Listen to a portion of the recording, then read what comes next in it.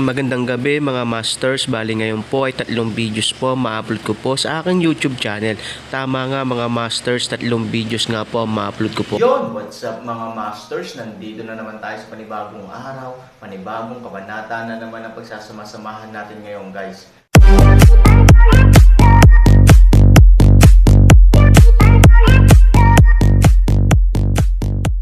Bali mga masters, kung bago ka pa lang po sa aking YouTube channel, please click the subscribe button, lalong-lalo na po yung notification bell guys, para maging connected pa rin tayo sa isa't isa at maging updated kayo sa mga susunod ko pang video. Bali mga masters, bago natin umpisahan ng kwento ay mag-shoutout po muna tayo para sa mga solid nating tagapakinig. Sobra akong nagpapasalamat sa inyo mga Sec Masters at aking mga Emperor. Maraming salamat sa solid na pagsuporta nyo. Yun na nga mga masters, no? Bali hindi na ito patagalin. In 3, 2, 1, let's go! Mga masters, baka pwedeng hindi tayo mag-skip ng ads. Salamat mga masters. Ang bagong yugto ni Daryl sa Storytelling Channel sa YouTube mapapakinggan. Ang bagong kabanata. Lalo na kung mangyayari ang labanan sa mismo nilang teritoryo. Mas magiging pabor sa lahi ng mga barbarian ito. Dahil alam nila at kabisado nila ang kanilang lugar. Maaari nila itong gamitin advantage sa ating lahing elf, at baka kapag nangyari iyon mas lalong mapahamak pa ang buo nating lahing elf. Kaya Ken, sigurado ka na ba sa iyong naisip na tayo ay sasalakay sa mismong lugar ng mga barbarian? Alam ko na alam nyo din na ito ay masyadong mapanganib sa ating lahat. Kaya Ken, baka pwedeng mag-isip ka na muna ng ilang beses bago ka magdesisyon na tulad ng napagdesisyunan mo na sumalakay sa lugar ng barbarian. Paumanhin sa iyo Ken, subalit sa ngayon ay para bang hindi tama ang basta-basta mong naging desisyon. Alam mo naman na lagi akong nakasuporta sa iyong mga ninanais.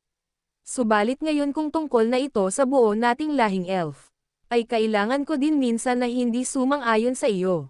Maaari pa akong sumang-ayon sa nais mong paglusob sa lugar ng mga barbarian. Kung walang madadami na ibang mga elf. Subalit ang buhay ng buong lahing elf ay nakasalalay sa magiging desisyon mo Ken.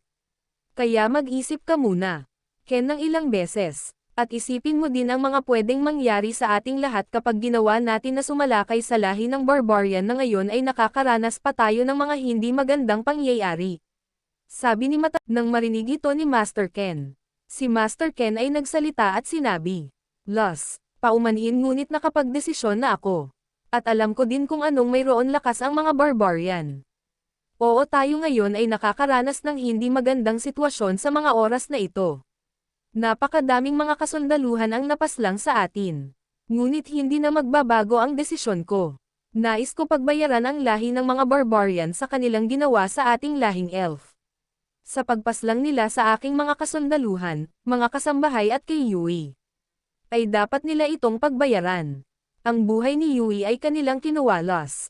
Si Yui ay sobrang importante sa amin mag-ama. Kung nandito si Lin, alam ko na ganun din ang gagawin niya.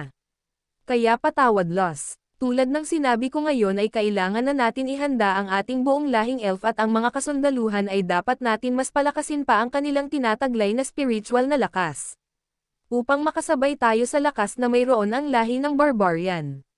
Sabi ni Master Ken sa seryosong tono.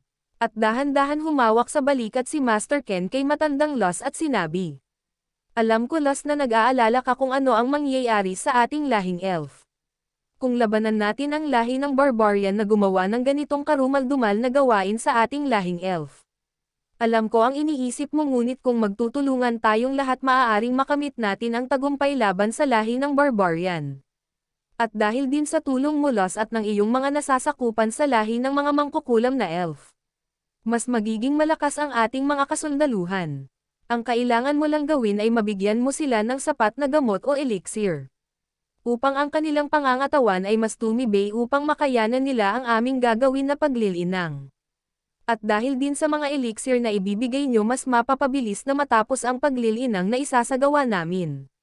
Los, makakaya natin ito kung tayo ay magtutulungan lahat," sabi ni Master Ken. Nang marinig ito ni Matandang Los, si Matandang Los ay nagsalita at sinabi, "Kung ganun hindi na talaga kita mapipigilan pa Ken. Sige, kung nakapagdesisyon ka na, wala na akong magagawa pa.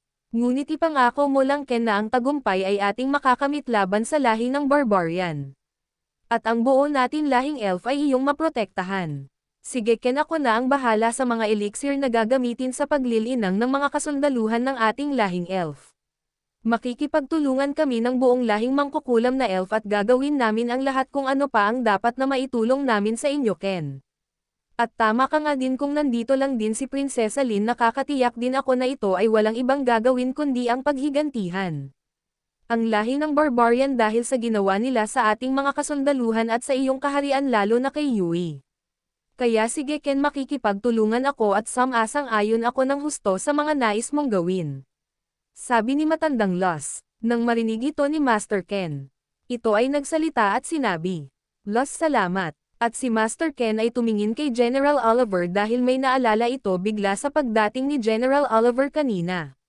At si Master Ken ay nagsalita at sinabi, "General Oliver, habang inaantay natin ang mga kasundaluhan na nasa iyong pangkat, nais kong malaman kung hindi mo pala kasama ang mga kasundaluhan sa iyong pangkat. Sino ang sinasabi mo kanina na kasama mo na dumating dito sa ating imperyo?" Sabi ni Master Ken sa seryosong tono at may pagtataka. Nang marinig ni General Oliver ang tanong ni Master Ken, ito ay napakamot ng ulo at sinabi, "Haring Ken, paumanhin kung hindi ko agad nasabi sa iyo kung sino ang aking kasama na dumating dito ngayon. Sana kung nasabi ko agad ito ay kahit papaano ay nakabawas ito sa iyong iniisip ngayon Haring Ken.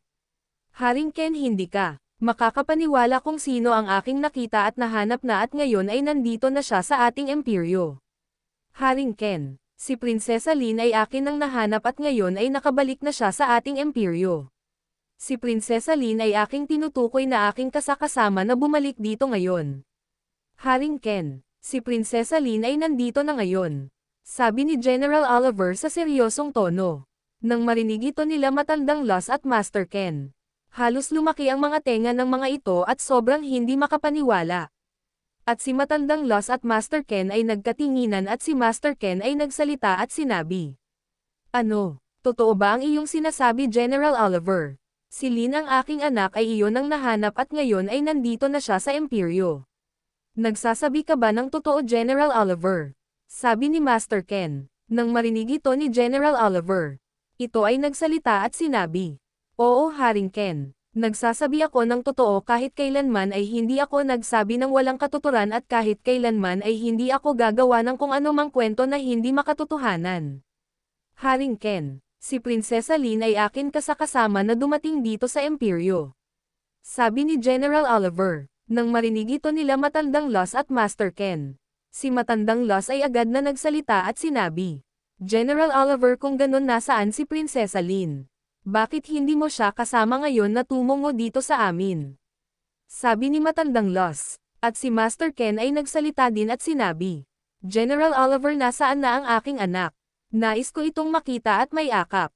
Salamat naman na nakabalik na ang aking anak na si Lin. Kung totoo nga na nandito na ang aking anak, salamat dahil kahit papaano ay mababawasan na ang aking iisipin at ngayon ay makakapag-focus na ako sa mga dapat gawin sa ating buong lahing elf.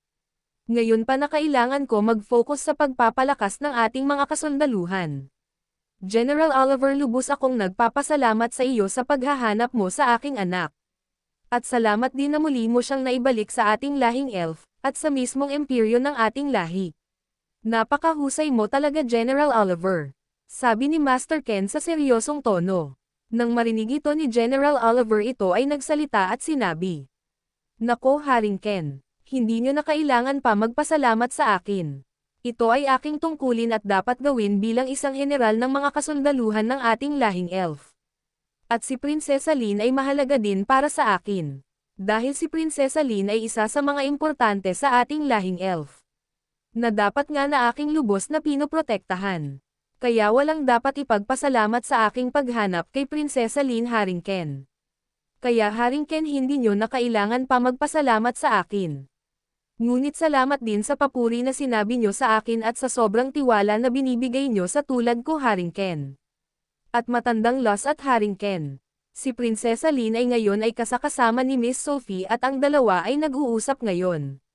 Sabi ni General Oliver. Samantala habang sinasabi ito ni General Oliver, si Lin ay labis na tumatakbo patungo kung nasaan sila General Oliver, matandang Los at Master Ken. At sa hindi kalayuan, natatanaw na ni Lin sila Master Ken na nakatalikod sa kanyang direksyon. Nang matano ni Lin sila Master Ken, matandang Lost at General Oliver. Si Lin patuloy na tumatakbo at dahan-dahan tumulo ang mga luha nito sa kanyang dalawang mata. At si Lin ay sobrang sumigaw at sinabi, "Ama, aking ama, nandito na ako aking ama." Sigaw ni Lin ng paulit-ulit. At ang sigaw ay umalangaw-ngaw at nang marinig ito nila Master Ken, General Oliver at matandang Lost. Sila ay napalingon sa direksyon na may sumisigaw. Yun na nga mga masters, no? Bali panibagong kabanata na naman yung natapos natin ngayong gabi. Muli, maraming salamat po talaga sa walang sawang suporta po sa aking YouTube channel na talagang inaabangan nyo po ang bawat upload ko po. Bali mga masters, magkita-kita ulit po tayo bukas ng gabi at ngayon po ay magpapaalam po muna tayo. Bali mga masters, bye-bye!